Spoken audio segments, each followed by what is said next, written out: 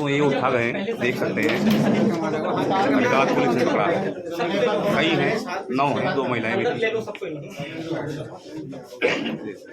महिलाएं नहीं है। उनको सीधा जुडिशियल कस्टडी में।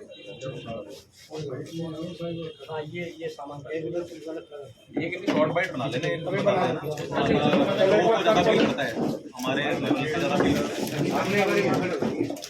कितने लोगों के साथ ठगी की है सर इसमें? इसमें जो हमारे पास है वो एक महिला है जो कंप्लेनेंट है, टिगाऊ गांव की है।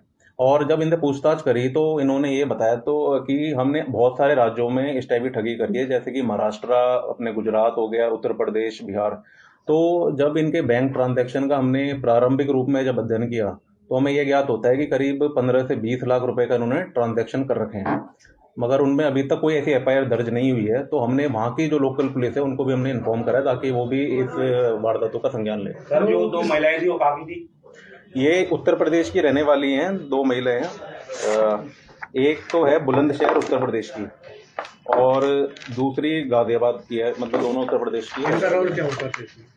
इनका रोल ये होता था कि जैसे कि जो वारदात कर्मी हैं, जो करने वाले हैं लड़के, उन्होंने ये बताया कि हम महिलाओं को नॉर्मली रखते थे क्योंकि उनको ऐसा लगता था कि महिला जब संपर्क करेंगे, कम्युनिकेशन करेगी तो जो दूसरा विक्टिम है वो जल्दी मतलब इसके कंट्रोल में आ सकता है, जल्दी मतलब ड्यूप हो सकता है। तो कुछ इस प्रकार की इन्होंने सोच विचार रखा और महिलाओं को इसमें इन्वॉल्व करा। काम करती थी महिला का, जैसे फोन करने का काम, कॉलिंग का काम था। हाँ, महिलाएं कॉलिंग करती थी, अपने आप को एयर इंडिया के रिप्रेजेंटेटिव बताती थी और उसके बाद जॉब लेटर वगैरह ऑफर करती थी और उसी हिसाब से मतलब इनको फरीदाबाद के कितने मामले हैं सर जिनके साथ इस तरीके की जो धोखाधड़ी के? फरीदाबाद के अभी हमारे संज्ञान में एक वारदात आई है, मगर हम निरंतर उनकी कॉल डिटेल्स और पूछताछ जारी रखे हुए हैं कि और भी इस प्रकार के कोई और भी विक्टिम्स होंगे तो उनको भी हम लोग इन्वॉल्व। बैकग्राउंड क्या है? और भी कोई सोशल मीडिया हैंडल्स होते हैं, वहाँ पे जाके लोग मतलब अपना करते थे। अब तक कितने शिकार बनाए गए हैं? ये जैसे कि हमें अभी प्रारंभिक रूप में जानकारी मिल रही है तो करीब 15 से 20 लाख रुपए का ट्रांजैक्शन इसमें इन्वॉल्व है और कभी करीब 40 150 के आसपास लोगों को इन लोगों ने ड्यूप कर रखा है। और ये भी जानकारी हमें मिली है कि एक व्यक्ति ने इसी जो अवैध तरीके से कमाए रुपए हैं उससे एक प्लॉट भी खरीद रखा है जो करीब 6 लाख रुपए अवैध तरीके से कमाए हैं और 3 लाख रुपए इसने अपने लेवल पे लगाए हैं। कहाँ के लोग शिकार हुए इसमें? इसमें जैसे बताया गया था कि ज्यादातर उत्तर प्रदेश और बिहार के लोगों को टारगेट किया है और कुछ जगह पे हमें महाराष्ट्र, गुजरात और ये नीचे वाले और एमपी, मध्य प्रदेश, यहाँ पे इन्होंने फोकस रखा। कब से ये लोग काम कर रहे थे इस मामले में? ये अभी जो पूछताछ में पता चला है 5 से 6 महीने इनको टाइम पीरियड हुआ है जब से ये लोगों ने स्टार्ट किया है। थैंक यू जी।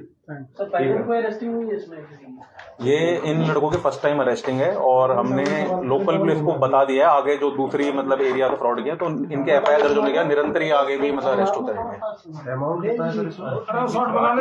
41 सभी का बैकग्राउंड क्या है? प्रोफाइल ये मतलब कि अभी कुछ 12वीं पढ़े हुए हैं, कुछ अभी ग्रेजुएट करे हैं, बीए तक करे हुए हैं, तो मतलब कि अराउंड 19, 20, 22, 23 इस मतलब एज ग्रुप के हैं।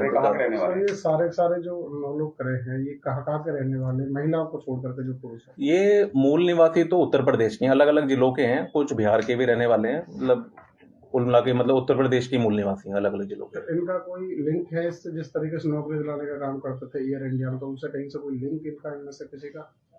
इनमें से किसी का कोई लिंक नहीं है एयर इंडिया से। इनका मेन ये था कि ये खुद भी बेरोजगार थे और बेरोजगार को ही टारगेट कर रहे थे क्योंकि इनको भी कोई ना कोई आसार चाहिए था कि रोजगार इनका बन जाए। तो इन्होंने नेट पे सर्च किया तो इनको लगा कि ये सबसे आसान तरीका है किसी को बेवकूफ बनाने का, ठग बनाने का। तो इन्होंने भी किस तरीके से फ्रॉड कर सकते तो इंटरनेट पे सर्च किया। सर्च करने के बाद इनको पता चला कि एयर इंडिया के हम लेटर हेड तैयार करेंगे तो उस पर हम जॉब फ्रॉड कर सकते हैं। तो एयर इंडिया का लोगो लिया इन लोगों ने, उसी को एक अच्छे से लेटर हेड पे उसका लोगो वगैरह तैयार किया। तो इस प्रकार से एक एयर इंडिया की जो कंपनी, एस्टेब्लिश्ड कंपनी है, उसका भी लोगो मिसयूज करने के हिसाब से हमने वो धाराएं भी ऐड इनके खिलाफ करी है।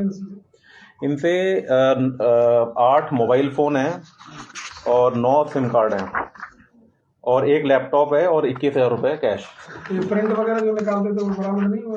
प्रिंटर वगैरह वो अभी हमारा रिमांड पीरियड चल रहा है। हम बेसिकली जो लेटर हेड थे वो उनके लैपटॉप में ही थे, तो वो हम अब एफएसएल भेजेंगे तो उसके हिसाब से जो रिपोर्ट आएगी तो वही हमारा एक डिजिटल एविडेंस तैयार हो जाएगा। सर ये सभी ठाक एक जगह से ही पकड़े गए थे कि अलग अलग थे? ये बेसिकली